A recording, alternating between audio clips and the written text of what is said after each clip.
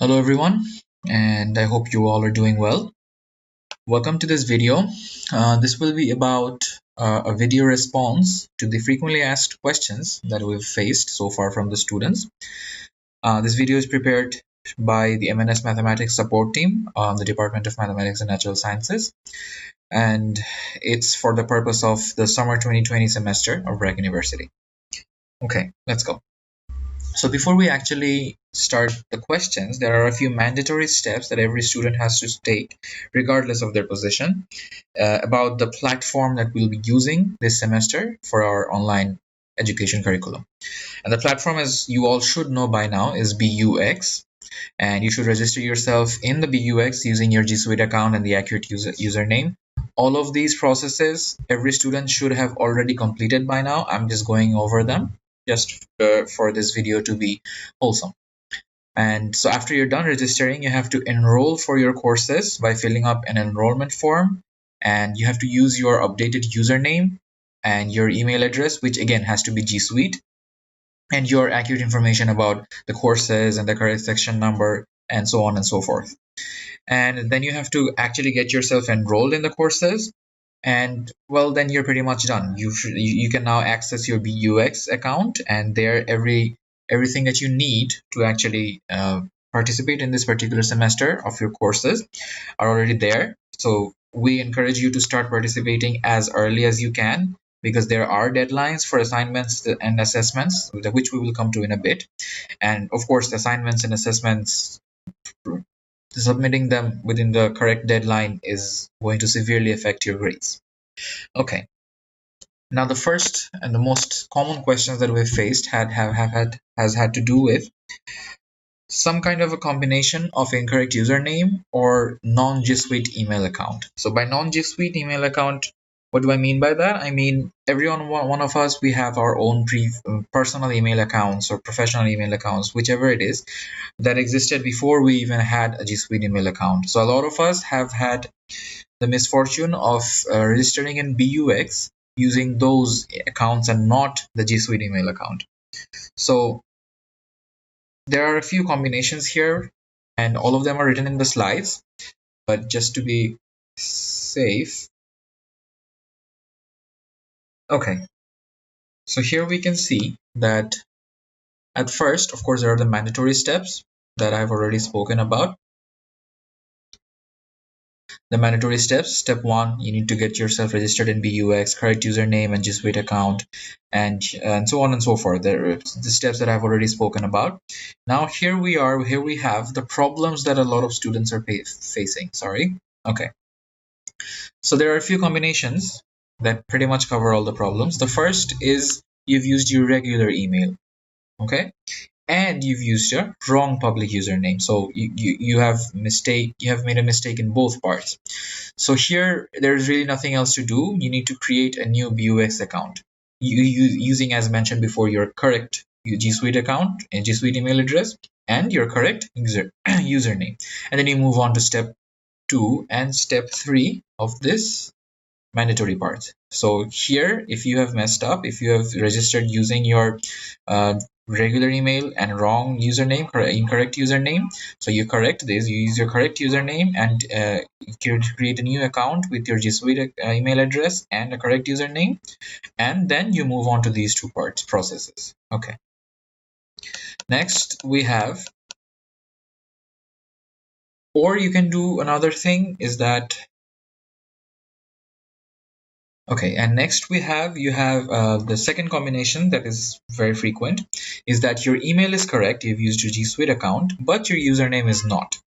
So and here we can see that official instruction is, if you've already set an incorrect public username, that will be taken care of later. So this is where you don't have to worry about it just yet. We will get to you. We will reach out to you at a later time. And the third most frequent combination that we see is that students are worried about the existence of two simultaneous accounts, right? So a lot of corrections are involved in these processes, right? So let's say you have already created an account with a regular email or with a wrong username, and then you corrected those. But what happens to the account that you previously created? A lot of students are worried that now both of those accounts exist, and that could potentially mess up the situation. Well, you really don't have to worry about that, because if you changed your regular email and created a new account using G Suite, then whatever account you had previously using the regular email will be dropped out. Essentially, from July 15th, any account that has been registered using a regular email will drop out. So you really don't have to worry about any multiple existences of accounts. Okay. Now that should cover most of the questions that has been asked in regards to the platform that we're using. Let's move on. And then we have assessment related questions. So assessments are obviously their exams, and how the exams, separate exams, quizzes, assignments, and midterms, finals, how they will be conducted in this online semester is a very pertinent question in this particular semester.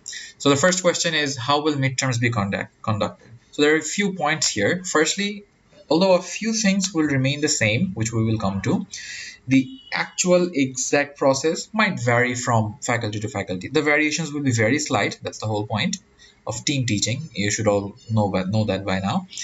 So a lot of steps are being taken into account of the students that may not have access to a good internet connection.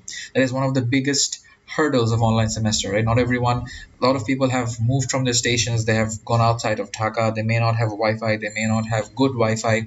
All these things are being taken into account. So one of those steps is laid out to you for you. So for courses with many sections, what we might have is a general midterm will be taken online, but it will not be your run-of-the-mill usual midterm of a 90-minute duration. What it will most likely be, it will be like filling up a Google form, right? So you will have your questions given to you in the form of a Google form, and you will have a long time. So let's say 4 to 6 hours in general, and between that 4 to 6 hours, you have to fill up that form giving answers, and the questions will be designed in such a way that the answer will be very short, maybe one line or one answer, one number. And then after you have filled up the quote-unquote form, you then submit it for the faculties. And during the actual process of filling up the form, you need not have your internet connection. That's another benefit. For courses with much less sections, the exams can be like Viva. So an online Viva with your faculty, where it will be verbal and your faculty will ask you, faculty will conduct the Viva however he or she fits necessary. So, okay, the next question that has to do with assessment is the grading policy. So this is obviously the crux of the matter. Everybody is worried about what their grades will be in this semester, and from what we know so far, there has not been made any concrete decision regarding this. Once there is, it will be made public for the students. But one thing that needs to be clarified is apparently there is a rumor that the grading will be the same as the previous semester, spring 2020, and it might or it might not. No decision has been made, so there is no need to assume from the get-go that your grading system will be exactly the same as the previous semester, where it was only a CGPA 4, 3, or incomplete. We still don't know how the grading will take place, but that is really not for the students to worry about. Okay, your job is to start studying, so let's do that from now. And now a very important matter of cheating or plagiarism. So before anything, I'd actually like to mention that we're all university students here, we're all adults. So as faculties, they expect that we will be responsible in this situation, and hopefully any step that has already been prepared will not actually be necessary to facilitate. However, there is complete and strict zero tolerance when it comes to plagiarism. BUX actually has its own honor code, and you can check it out in your dashboard in your platform of BUX, and I would advise every single student to do so, and that honor code will be strictly maintained to the dot. And on top of that, there are a few steps that BRAC faculties have been asked by the administration to take. So for example, you give a midterm or a quiz and whatever, and what might happen is a few students at random, or this completely depends on the faculty, which students he or she chooses, will be asked to give a Viva. And the Viva will be based on the answers that the student provided in said exam, and you will be asked to explain your logic of certain answers. And that will be a very efficient way of testing whether the student actually answered the questions by themselves or did they cheat or plagiarize from somewhere else. And if you fail to satisfy the faculty, then there will be severe repercussions, the least of which might be course failure. So if the plagiarism or the cheating is consistent, or if it's more happens more than once, or if it's something really big, you'll be failed in the course. And if it actually persists, you might even be expelled from the university. And this is not a joke. This is no joke. This is very serious. These steps will be taken from now on. Even the unofficial messenger groups or Facebook groups, a lot of students are, as far as I know, are maybe hoping that they will use those platforms to help each other out, quote unquote. But rest assured, faculties will keep an eye out even on those. So there is really absolutely no way for any kind of cheating or plagiarism. So once again, I urge my fellow students, please start studying. So the other question is, who will grade my paper? So in this particular semester, we have employed a concept called team teaching. And every student honestly by now should know what the concept of team teaching is, because multiple attempts at explaining those have been made, including a video that I will link in this slides. So what it means is there will be no one person for checking his own section. The idea of sections are just for identification's sake, and every single faculty will work together to not only grade your papers but also make the question papers that you will face. So it will no longer be just a teacher specific or a section specific job, and also a general grading policy and a very, very detailed marking scheme will be created and is actually in the process of being created, that will help pretty much any faculty to check any section's copies. And of course, as per the rules of team teaching, like I said just before, all faculties will work together. If you want to know more about the concept of team teaching, if you have yet to know about it, then I've included a link here. If you click on that, it will take you to this particular video, and that explains in details the ins and outs of the team teaching concept that is being employed from this semester in BRAC University.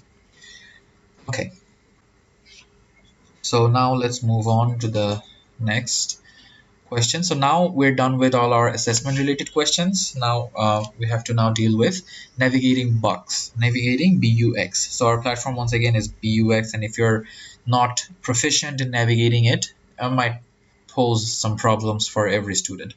So before actually starting BUX, I'd suggest every student to check on what BUX is actually about. So the next part of this video has to do with actually being proficient in navigating the platform that we will be using, or we are using already, for proceeding with this current semester of summer 2020. So it's called BUX, as you all should know by now. And if you want to know more about the platform, then there is an about section it should be available on the dashboard. If you just click on that, you should have a lot more information on what the platform is.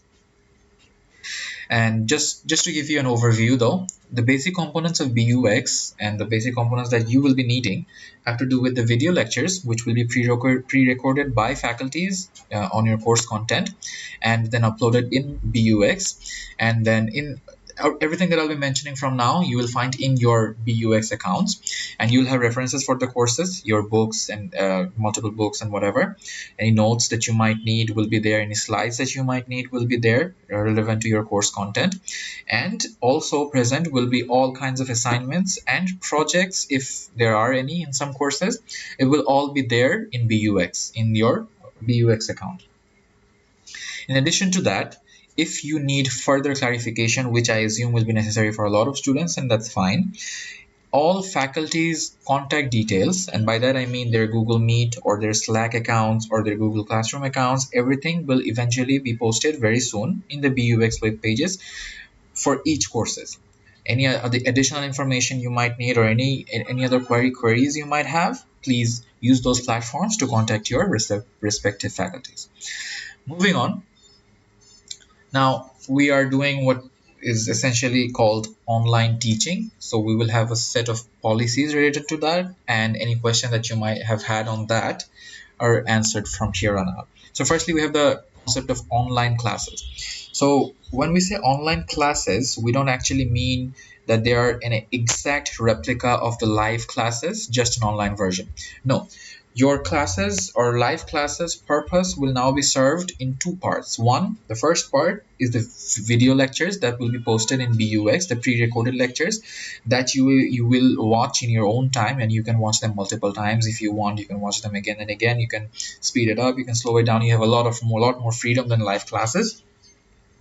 And the online classes, quote unquote, are actually going to be sort of consultation hours, right? So you come there and you're expected to already have watched the necessary pre-recorded lecture, and any question you may have had on that, anything you may have needed, any confusion you may have, you may need to clear out, you can ask all of those in the online classes. So that's what the purpose of the online class is, and they will work in place of the consultation hours. So one thing that needs to be said is the attendance in these online classes or consultation hours, whatever you will, they're not mandatory.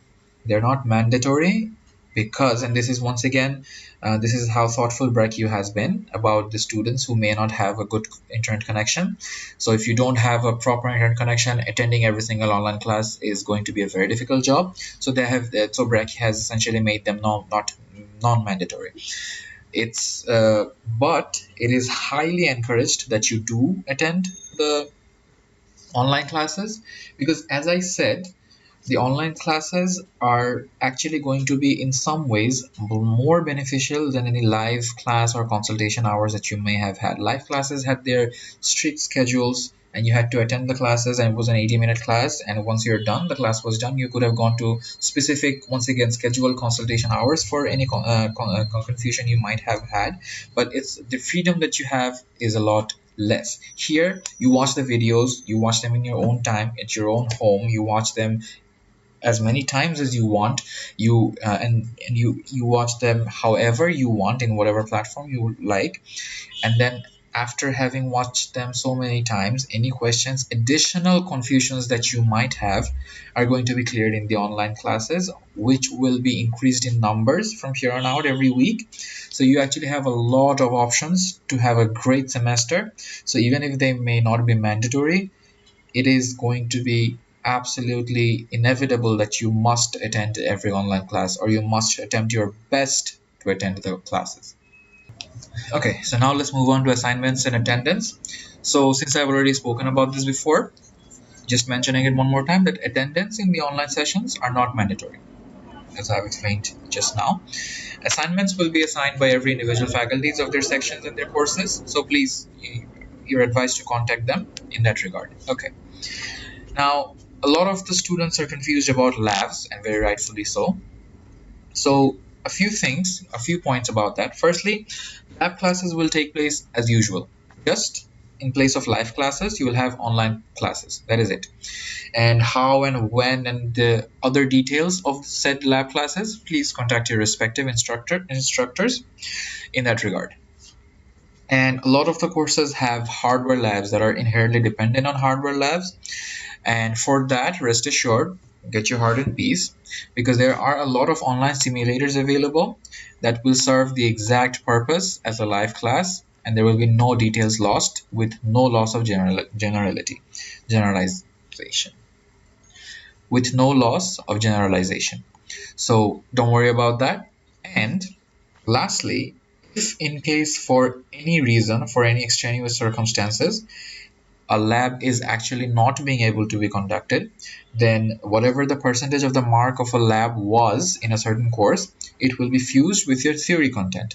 Okay, so if after already taking step 1 and step 2, if still for whatever reason a lab is not being able to be conducted, even then your grading will not be affected at all. Your lab and theory will just fuse to become one course. Okay, next. So just some basic information about buX. First, let's talk about what is buX. It's BRAC University's online learning platform, right? It was built on Open EDX platform. We should all really know that by now. And this online learning team that has been in charge of BUX, the learning team that has actually created BUX from scratch, and the one that is managing it now, is led by a team of led by the School of Data and Sciences. Okay. So, and why BUX? Like, why did we move from USIS or LMS to BUX? So, firstly, it's very efficient. All your online courses can be housed in BUX, and most importantly, it's scalable, which would basically means it will not crash, unlike USIS. So previously uses anytime, even when during the publication of grades, a lot of students would try to access uses at the same time, and inevitably it would crash. Such issues will not happen, or happen very rarely, with a platform like BUX on a platform like BUX, because it is scalable. It can handle a large amount of traffic. So anytime there is a quiz or a midterm, so these are large traffic events. A lot of students will be accessing BUX in order to give their quizzes and share and whatnot. And so having a scalable platform will ensure a much smoother semester from here on out. So now let's talk about how much our faculties are actually having to work in order to make this semester happen.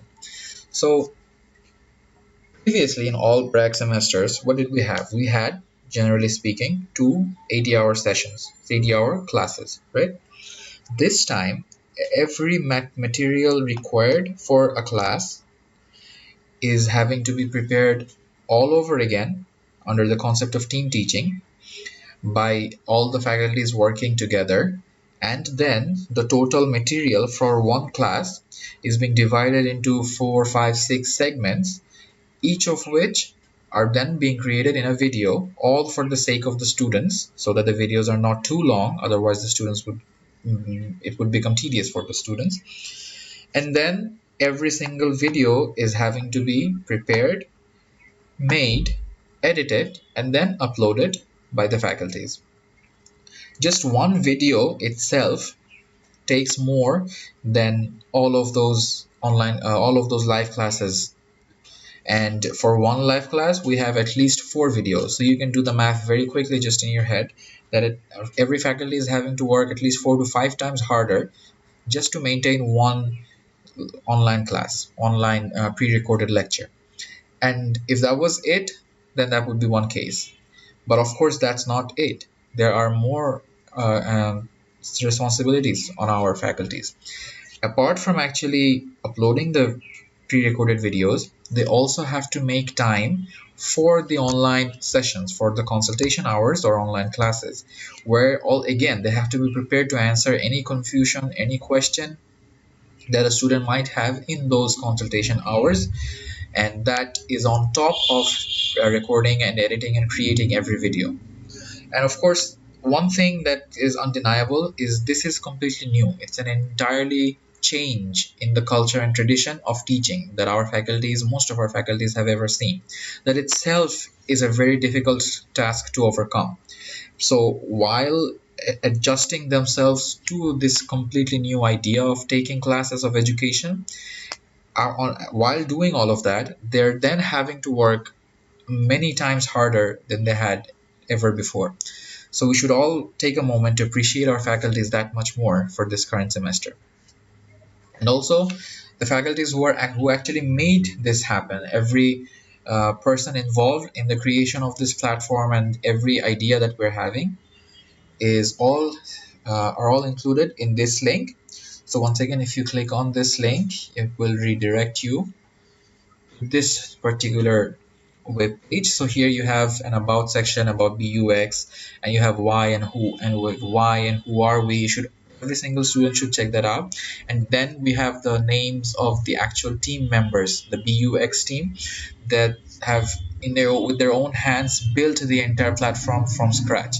So of course, we should all know this by now. Mahbub Majumdar sir, Professor Mahbub Alam Majumdar, he's been at the forefront of this entire idea. He's been the online learning team head. And then other faculties like Tamid Rafi sir, Najiat sir, Mustafizur sir, Nadia sir, Savdat Hassan sir, they're all integrable parts of this entire team. I'd urge every student to actually go to this link and check out the names of every single person that has helped them to be able to continue the education despite the ongoing pandemic, and appreciate them. So that's it for the video. I hope this will come in handy for a lot of students. Please, if you have any further queries, it's absolutely encouraged that you go to your respective instructors, your faculties, and get them cleared out. And with that, this is goodbye. Thank you.